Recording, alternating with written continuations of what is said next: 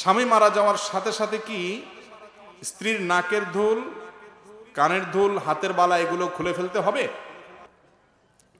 নবী করিম সাল্লাল্লাহু আলাইহি ওয়াসাল্লাম বিভিন্ন হাদিস থেকে আমরা জানতে পারি, কোরআনে কারীমের আয়াত থেকে আমরা জানতে পারি, একজন স্ত্রী তার স্বামীর মৃত্যুর পর 4 মাস 10 দিন পর্যন্ত তিনি ইদ্যত পালন করবেন, শোক পালন করবেন। কয়দিন? 4 মাস 10 দিন। এই সময়টাতে তিনি প্রথমত বিবাহ শাদী করবেন না, কারোর সাথে বিবাহ শাদীতে বসবেন না।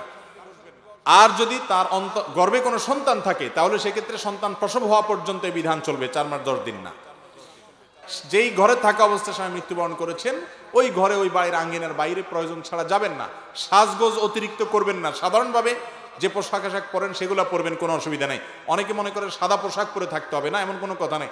সাধারণ পোশাক আশাক তিনি যেগুলো বাসা বাড়িতে পরেন ওগুলো পরে থাকবেন।